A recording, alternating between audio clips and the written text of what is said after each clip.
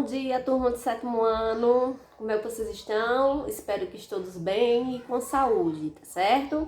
Então, antes de iniciar nossa aula de hoje, eu quero dizer que eu estou sentindo muita falta dos questionamentos de vocês no privado, viu? Ou vocês estão compreendendo tudo, graças a Deus, ou estão um pouco tímidos. Não fiquem não, tá certo? Quem tiver dúvida pode ir lá no privado perguntar que o professor esclarece, tá bom? Então, olha só, hoje na nossa aula de ciências nós vamos trabalhar com esse livro aqui paradidático, tá certo? Nós não vamos trabalhar com o livro de costume de ciências, vamos trabalhar com esse livro aqui, justamente no primeiro capítulo, tá certo? Que se inicia na página 6, que tem relação com o último assunto estudado no livro, que é a classificação dos seres vivos, tá certo? Então, ao longo do desenvolvimento científico, vários estudiosos, eles buscaram, tá certo, classificar os seres vivos. Através dessa classificação, é possível conhecer e analisar a biodiversidade existente no nosso planeta. Os seres vivos, eles inicialmente podem ser classificados de algumas formas, as quais nós vamos ver aqui. Primeiro, eles podem ser classificados quanto à forma de obtenção de alimentos, que é quando nós dizemos que os seres podem ser autótrofos e heterótrofos. Autótrofos, aqueles que têm a capacidade de produzir o seu próprio alimento. E heterótrofos, aqueles que não têm a capacidade de produzir o seu próprio alimento. Então, inicialmente nós classificamos os seres de acordo com a capacidade que eles têm de produzir o seu alimento. Logo em seguida, nós podemos classificar esses seres quanto à forma de produção de matéria orgânica. Como é que esses seres produzem matéria orgânica? Eles podem produzir de duas formas. Eles podem ser seres fotossintetizantes ou seres quimiosintetizantes, tá certo? Os fotossintetizantes são os seres que utilizam a luz do ambiente, a energia luminosa, para gerar a produção de alimento e energia. Enquanto que os seres quimiosintetizantes, eles são seres que utilizam compostos químicos do seu organismo, compostos químicos inorgânicos, para a produção de matéria orgânica, através de um processo chamado de quimiossíntese, tá certo? Então, os seres vivos, eles também podem ser classificados quanto ao hábito alimentar que eles têm. Eles podem ser considerados herbívoros, que são aqueles seres que se alimentam só de vegetais. Eles podem ser considerados carnívoros, que são os que se alimentam de carne.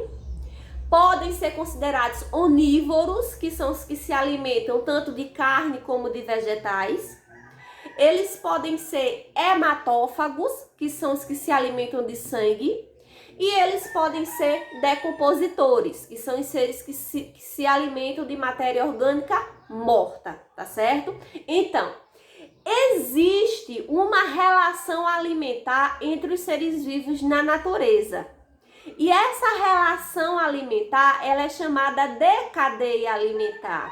E dentro da cadeia alimentar, nós também podemos classificar esses seres vivos, tá certo? Nós vamos classificar eles como sendo produtores, que são os seres que produzem o seu próprio alimento, como seres consumidores, que são os que se alimentam de outros seres, e como decompositores, que são os fungos e as bactérias que se alimentam de matéria orgânica morta, tá certo? Mas, partindo para a história, o sistema de classificação mais antigo, tá certo? Foi proposto por Aristóteles. Então, quando Aristóteles começou a estudar os seres vivos e ver uma forma de classificar, ele percebeu que podia classificar os seres vivos em dois grupos, em plantas e animais, tá certo? Só que Com a evolução das espécies, com a descoberta de novas terras, esse sistema de Aristóteles começou a não comportar todos os seres, né? Não se podia encaixar todos os seres dentro desses dois grupos.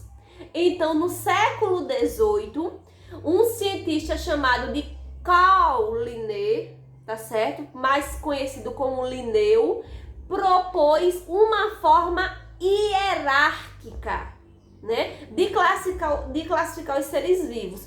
Quando nós dizemos uma forma hierárquica, quer dizer do menor para o maior, onde uma classe está dentro da outra, tá certo?